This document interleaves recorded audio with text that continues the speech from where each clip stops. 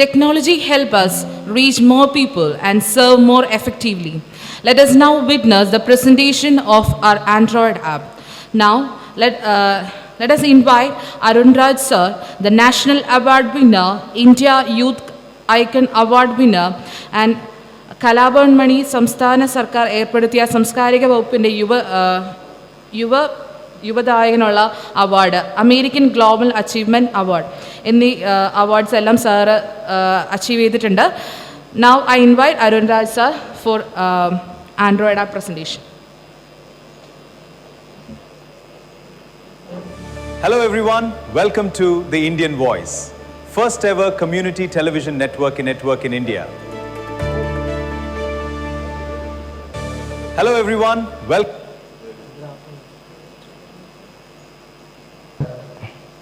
വേദിയിലിരിക്കുന്ന ഒത്തിരി വിശിഷ്ട അതിഥികളുമുണ്ട്.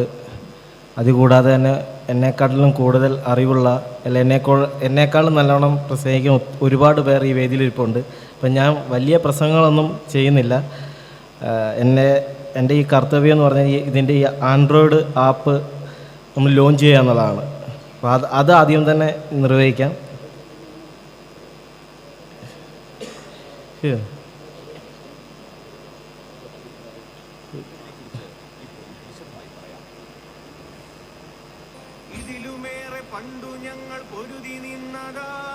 വീണിടത്തു നിന്നെണീറ്റുയർത്തു വന്നതാ, ഇതിലുമേറെ പണ്ടു ഞങ്ങൾ പൊരുതി നിന്നതാ. വീണിടത്തു നിന്നെണീറ്റുയർത്തു വന്നതാ, തീണ്ടലുള്ള വഴികളും ചെവിയടച്ചൊരിയവും പഞ്ചമിക്കു പതിതമായ പള്ളിക്കൂടവും. തീണ്ടലുള്ള വഴികളും ചെവിയടച്ചൊരിയവും പഞ്ചമിക്കു പതിതമായ പള്ളിക്കൂടവും. ഇതിലുമേറെ പണ്ടു ഞങ്ങൾ പൊരുതി നിന്നതാ. കേരളത്തിലെ സംസ്ഥാന മന്ത്രിമാർക്ക് പ്രത്യേക ചുമതലകൾ നൽകിക്കൊണ്ടുള്ള പുതിയ ഉത്തരവിനെ കുറിച്ച് ഇപ്പോൾ വിശദമായി പറയാം. ഇതിലുമേറെ പണ്ടു ഞങ്ങൾ പൊരുതി നിന്നതാ, വീണിടത്തു നിന്നെണീറ്റുയർത്തു വന്നതാ. ഇതിലുമേറെ പണ്ടു ഞങ്ങൾ പൊരുതി നിന്നതാ, വീണിടത്തു നിന്നെണീറ്റുയർത്തു വന്നതാ. തീണ്ടലുള്ള വഴികളും ചെവിയടച്ചൊരിയവും പഞ്ചമിക്കു പതിതമായ പള്ളിക്കൂടവും. തീണ്ടലുള്ള വഴികളും ചെവിയടച്ചൊരിയവും പഞ്ചമിക്കു പതിതമായ പള്ളിക്കൂടവും. ഇതിലുമേറെ പണ്ടു ഞങ്ങൾ പൊരുതി നിന്നതാ. Welcome to Indian Voice Community Television Network.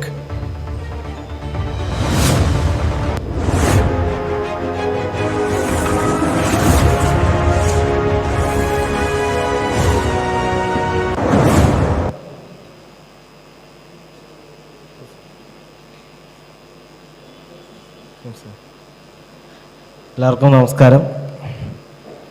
വേദിയിലിരിക്കുന്ന വിശിഷ്ട വ്യക്തികൾക്ക് എല്ലാവർക്കും എൻ്റെ വിനീതമായ നമസ്കാരം. പ്രത്യേകിച്ച് സുരേഷ് സാറിന്. സുരേഷ് സാർ പ്രസംഗിച്ചപ്പം തന്നെ ആദ്യം തന്നെ എൻ്റെ പേരെടുത്ത് പറഞ്ഞിരുന്നു. മഹാത്മാ അയ്യങ്കാളിയുടെ ഒരു ചിത്രം, കതിരവൻ എന്ന പേരിട്ടിരിക്കുന്ന ചിത്രത്തിൻ്റെ പണിപ്പുരയിലാണ്. അപ്പം അതിനെക്കുറിച്ച് സാറ് പറഞ്ഞതുപോലെ തന്നെ എൻ്റെ നിറം, എൻ്റെ ജാതി, എൻ്റെ വർഗം ഇതെല്ലാം ഉപയോഗിച്ചുകൊണ്ടാണ് എന്നെ സിനിമാ ഫീൽഡിലേക്ക് അല്ലെങ്കിൽ സിനിമാ മേഖലയിലേക്ക് ആൾക്കാർ നോക്കുകുത്തിയായിട്ട് കണ്ടത്.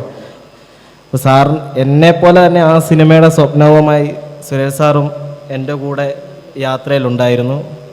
അപ്പം ആ യാത്ര നമ്മൾ അവസാനിപ്പിച്ചിട്ടില്ല. അപ്പോൾ അതിൻ്റെ ഒരു സന്തോഷം കൂടെ ഞാൻ സുരേഷ് സാർ ഇരിക്കുന്ന വേദിയിൽ അറിയിക്കുകയാണ്. കതിരവൻ, കാരണം ഇപ്പം നമ്മുടെ ഈ ഒരു ചാനലിൻ്റെ തന്നെ സാറിൻ്റെ ഒരു ബിഗ് ഡ്രീമായിരുന്നു. അതേപോലെ തന്നെ എൻ്റെ ബിഗ് ഡ്രീമാണ്. കാരണം ഞാൻ എൻ്റെ 4ാമത്തെ ചിത്രം റിലീസായപ്പം തൊട്ട് അടുത്ത പ്രോജക്റ്റ് എന്താണെന്ന് ഞാൻ ആലോചിച്ച് ഇരിക്കുമ്പോൾ സമയത്തായിരുന്നു കതിരവൻ എന്ന പ്രോജക്റ്റുമായിട്ട് ഞാൻ മുന്നോട്ട് പോയത്. അതാദ്യമേ അനൗൺസ് ചെയ്ത് നമ്മുടെ മെഗാസ്റ്റാർ മമ്മൂക്ക വെച്ചിട്ടായിരുന്നു. എന്തൊക്കെയോ കാരണങ്ങൾ കൊണ്ട് അത് പിന്മാറി ഇപ്പോൾ നമ്മുടെ യുവതാരനിരയിൽ ഏറ്റവും ശ്രദ്ധേയനായിട്ടുള്ള സിജു വിൽസനെ വെച്ചാണ് ആ സിനിമ മുന്നോട്ട് പോയിക്കൊണ്ടിരിക്കുന്നത്.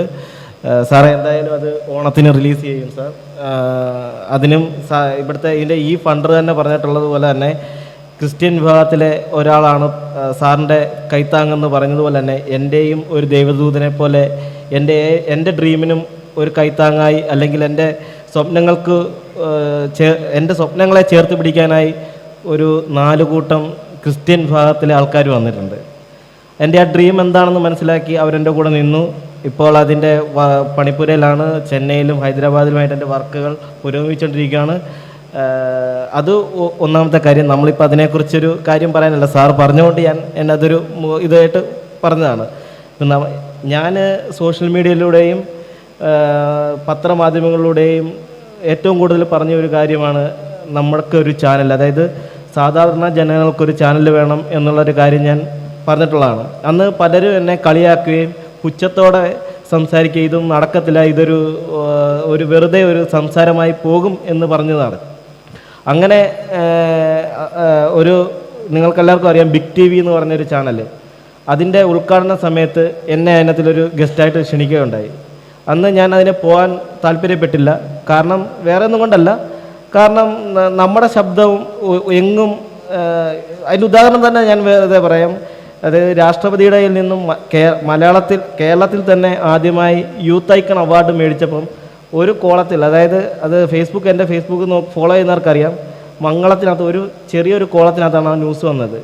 പല ചാനലുകളും വന്ന് ഭയങ്കര രീതിയിൽ ഇൻ്റർവ്യൂവും എൻ്റെ സമയം എനിക്കെടുത്ത് ഇൻ്റർവ്യൂവും മറ്റുള്ള കാര്യങ്ങളും എല്ലാം എടുത്തുകൊണ്ട് പോയിട്ട് എങ്ങും വന്നില്ല. അതിനെനിക്ക് ദുഃഖമൊന്നുമില്ല. കാരണം രാഷ്ട്രപതി എന്ന് പറയുന്ന മഹാവ്യക്തിയുടെ കയ്യിൽ നിന്നും അവാർഡ് ഏറ്റുവാങ്ങുമ്പോൾ അത് തന്നെയാണ് എൻ്റെ ഏറ്റവും വലിയ ഒരു നേട്ടമെന്ന് ഞാൻ കരുതുന്നു. അല്ലാതെ ഇതേപോലുള്ള ഒരു വാർത്തകളല്ല എന്ന് ഞാൻ മനസ്സിലാക്കുന്നുണ്ട്. അന്ന് ഞാൻ മനസ്സിലാക്കി ഇതേപോലുള്ള ഒരു ചാനലിൽ എന്നെ ഗസ്റ്റായിട്ട് വിളിക്കുമ്പോൾ അല്ലെങ്കിൽ ഏതെങ്കിലും ഒരു പ്രോഗ്രാമിൽ വിളിക്കുമ്പോൾ പോകല്ല എന്ന് ഞാൻ ഉറച്ചു വിശ്വസിച്ചു. അങ്ങനെയാണ് ബിഗ് TVയിൽ അതിൻ്റെ ലോഞ്ച് സമയത്ത് എന്നെ അതിനകത്തിൽ വിളിച്ചിട്ട് ഞാൻ പോയില്ല. പക്ഷേ ഇന്ന് ഞാൻ എൻ്റെ ഡ്രീം കൂടാണ് ഈ ഒരു ചാനൽ. കാരണം ഞാൻ പല വേദികളിലും ഞാൻ പല മാധ്യമങ്ങളുടെയും പറഞ്ഞാണ് നമ്മുടെ ശബ്ദം കേൾക്കണം. നമ്മുടെ സഹോദരൻ നിതിൻ മരിച്ചു, അന്ന് സാറടക്കം പല നേതാക്കളും പല ആൾക്കാരും അതിനുവേണ്ടി പോരാടുകയും ഒക്കെ ചെയ്തു. പക്ഷേ അതിപ്പോൾ മാഞ്ഞു നിൽക്കുകയാണ്. അതിൻ്റെ 2 ദിവസം മുമ്പേ ജയൻ എന്ന് പറഞ്ഞൊരു ചേട്ടൻ മരിച്ചു. നിങ്ങൾ ആരെങ്കിലും അറിഞ്ഞു കാണുമെന്ന് അറിയത്തില്ല. കേരള ഫുട്ബോൾ ടീമിൻ്റെ ഒരു അംഗമായിരുന്നു. സന്തോഷ് ട്രോഫി അടക്കം നിരവധി മേഖലയെ കഴിവ് തെളിച്ച ഒരു വ്യക്തിത്വമായിരുന്നു. നമ്മുടെ കൂട്ടത്തിൽപ്പെട്ട ആളായിരുന്നു. ഒത്തിരി കഷ്ടപ്പാടുകൾ, അതായത് കഷ്ടപ്പാടെന്ന് പറഞ്ഞു കഴിഞ്ഞാൽ പുള്ളി മേശരിപ്പണി ചെയ്ത് ഒക്കെയാണ് കോച്ചിങ്ങിനും മറ്റുമൊക്കെ പോയിട്ടുണ്ടിരുന്നത്. ആരും ഹെൽപ്പില്ലാതെ കേരളത്തിന് വേണ്ടി കളിക്കുക. സന്തോഷ് ട്രോഫി എന്ന് പറയുന്ന വലിയ ഒരു ഇതിൽ പങ്കെടുക്കുകയൊക്കെ ചെയ്തിട്ടുള്ള വ്യക്തി മരിക്കുകയോ ചെയ്തു. പുള്ളിയുടെ 2-3 കൂട്ടുകാരടക്കം ഫേസ്ബുക്കിൽ മാത്രം പോസ്റ്റിൽ ഒതുക്കി, ആരും അറിഞ്ഞില്ല. കാരണം സന്തോഷ് ട്രോഫി എന്ന് പറഞ്ഞാൽ വലിയ ഒരു, അതായത് നമ്മുടെ IM വിജയൻ സാർ പോലുള്ള വലിയ ആൾക്കാർ പങ്കെടുത്ത ഒരു കായിക ഇനമായിരുന്നു. പക്ഷെ ആരും അറിഞ്ഞില്ല. അങ്ങനെ പല വാർത്തകൾ, ഇപ്പം സന്തോഷ് സാർ അടക്കം വലിയ നേതാക്കൾ സംസാരിക്കുന്ന പല വാക്കുകളും നമ്മുടെ ജനങ്ങളിൽ എത്തിക്കുന്നില്ല. കാരണം നമുക്കൊരു ചാനൽ ഉണ്ടായാൽ മാത്രമേ അത് നമ്മുടെ സാധാരണ ജനങ്ങൾക്ക് എത്തുകയുള്ളൂ, അല്ലെങ്കിൽ നമ്മുടെ കുട്ടികൾക്ക് കലാപരമായിട്ടുള്ള കാര്യങ്ങൾ. കാരണം ഞാൻ മഴവിൽ മനോരമയുടെ പ്രോഗ്രാം ചീഫ് എഡിറ്ററായിട്ട് എന്നെ നിയോഗിക്കുകയുണ്ടായി. ഞാൻ അവിടുന്ന് പിണങ്ങിപ്പോയതാണ്. കാരണം അതിന് ഒന്നാമത്തെ കാര്യം എന്ന് പറഞ്ഞാൽ മഴവിൽ മനോരമയുടെയാണ്. MMC എന്ന് പറഞ്ഞാൽ ചെന്നൈയിൽ ബേസ് ചെയ്തൊരു കമ്പനിയാണ് അവരെന്നെ നിയോഗിച്ചത്. അന്ന് കുട്ടികളുടെ ഒരു പ്രോഗ്രാമാണ്. ദുബായിൽ നിന്നും മറ്റുള്ള രാജ്യങ്ങളിൽ നിന്നും പണം കൊടുത്തിട്ട് അവിടെ ആൾക്കാരെ, കഴിവുള്ള നമ്മുടെ കുട്ടികൾ അവിടെ വരുമ്പോൾ അവരെ വേണ്ട ക്യാൻസൽ ചെയ്യ്, എന്നോട് തന്നെ പറയും ക്യാൻസൽ ചെയ്യ് എന്ന് പറഞ്ഞിട്ട് മാറ്റുകയാണ്. പക്ഷേ മറ്റുള്ളിടത്തുനിന്ന് വരുമ്പോഴത്തേക്കും പണം കൊടുത്ത് അവർ മാനേജ്മെൻറ്റിനെ കയ്യിലെടുത്തിട്ടാണ് അവർ അവിടെ പ്രോഗ്രാം ചെയ്യിക്കുന്നത്. അവർ മൈക്ക് കൊടുക്കും, ആ മൈക്കിൽ കൂടെ അവർ തന്നെ ആൻസർ പറയുകയും അവർ തന്നെ മ്യൂസിക്കും മറ്റതെല്ലാം കൊടുത്തിട്ട് അവർ തന്നെ പ്രൊമോട്ട് ചെയ്യുകയാണ്. അന്ന് ഞാൻ വിചാരിച്ചതാണ് ഇതെന്താണ് ഇങ്ങനെ, നമ്മുടെ കുട്ടികൾക്ക് ഒരു നമ്മുടെ കലാപരമായിട്ടുള്ള ഒരു കഴിവ് പുറത്തറിയിക്കണമെങ്കിൽ നമുക്കൊരു ചാനൽ വേണം. സോഷ്യൽ മീഡിയ അല്ല, സോഷ്യൽ മീഡിയയിലൂടെ പറയുന്ന കാര്യങ്ങൾ വെറുതെ ആൾക്കാർ കേട്ട് അതിനൊരു കുറച്ച് കമൻറ്റും കുറച്ച് വ്യൂവേഴ്സും കിട്ടിയല്ലാതെ പുറത്തു പോകും. പക്ഷേ ഒരു ഒരു ടെലിവിഷൻ ചാനലിലൂടെ പറയുന്ന കാര്യങ്ങൾ അത് അംഗീകരിക്കുക തന്നെ ചെയ്യും. അതുകൊണ്ടാണ് ഇവിടെ പ്രമുഖ ആൾക്കാരും ടെലിവിഷൻ ചാനലിൽ തുടങ്ങുന്നത് തന്നെ. ഇനിയും വരും, ഇനി അടുത്തൊരു പുതിയ ചാനൽ ലോഞ്ച് ചെയ്തുകൊണ്ടിരിക്കുകയാണ്. ഇതേപോലെ തന്നെ ഏഷ്യാനെറ്റിൻ്റെ തന്നെ വേറൊരു ചാനൽ സ്റ്റാർട്ട് ചെയ്തുകൊണ്ടിരിക്കുകയാണ്. കാരണം എന്ന് പറഞ്ഞു കഴിഞ്ഞാൽ ഇവിടെ രാഷ്ട്രീയ നേതാക്കളായിക്കോട്ടെ, സിനിമാ താരങ്ങളായിക്കോട്ടെ, ആരായിക്കോട്ടെ, അവർക്ക് ഇവിടെ പറയണമെങ്കിൽ ഇതേപോലുള്ള ന്യൂസ് ചാനലുകൾ അല്ലെങ്കിൽ ടെലിവിഷൻ ചാനലുകളെ പറ്റുള്ളൂ. സോഷ്യൽ മീഡിയയിലൂടെ പറയുന്ന കാര്യങ്ങൾ അവരത് മുഖവിലക്കെടുക്കത്തില്ല. അത് എനിക്ക് മനസ്സിലായിട്ടുള്ള കാര്യമാണ്. അപ്പോൾ ഈ ഒരു ചാനൽ നമുക്ക് എല്ലാവർക്കും ഇമ്പോർട്ടൻ്റ് ആണ്. അത് വെറുതെ ഒന്ന് കണ്ടു കളയല്ല. കാരണം ഇവിടെ നമ്മുടെ ഇഷ്ടംപോലെ യൂട്യൂബ് ചാനലുകൾ നമ്മുടെ വന്നിട്ടുണ്ട്. കാരണം ഇപ്പം ഞങ്ങൾ ഇങ്ങോട്ട് വരുന്ന വഴിക്കും മാതൃദേശം എന്ന് പറഞ്ഞ യൂട്യൂബ് ചാനൽ നമ്മുടെ ഇതിൽ തുടങ്ങിയതാണ്. പക്ഷേ എങ്ങും എത്താതെ പോയി. കാരണം വളരെ ദുഃഖമുണ്ട്. കാരണം എൻ്റെ അടക്കം പല പ്രോഗ്രാമുകളും അതിനകത്ത് വന്നതാണ്. പക്ഷേ അത് നിലച്ചുപോയി. പക്ഷെ അതുപോലെ ആകല്ല് ഇത് നമുക്ക് വളർത്തിക്കൊണ്ട് വരണം. CDSനെ പോലുള്ള വലിയൊരു സംഘടനയാണ്, ജനപിന്തുണയുള്ളൊരു സംഘടനയാണ് സപ്പോർട്ട് തന്നിരിക്കുന്നത്. അപ്പം അത് തന്നെ മതി നമുക്ക് ഏറ്റവും പ്രചോദനമായിട്ടുള്ളൊരു കാര്യം. അപ്പം അത് നമ്മളൂടെയാണ്.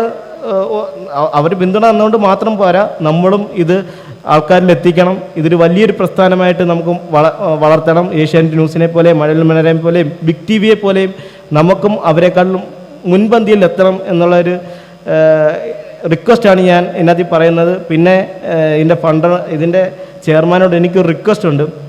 കൂടുതലും നമ്മുടെ കുട്ടികളുടെ കലാപരമായിട്ടുള്ള കാര്യങ്ങൾ കൂടുതലും ഉൾപ്പെടുത്തിക്കൊണ്ട് വേണം ഇത് ചെയ്യാൻ വേണ്ടി. കാരണം വളർന്നു വരുന്ന കുട്ടികൾ കായികപരമായിട്ടുള്ള ഒത്തിരി കുട്ടികളുണ്ട്. അവരെയും കൂടെ പ്രോത്സാഹിപ്പിച്ചിട്ട് വേണം ഇത് മുന്നോട്ട് കൊണ്ടുപോകാൻ. ഇത്രയും പറയാനുള്ളൂ. നന്ദി, നമസ്കാരം. Thank you, sir.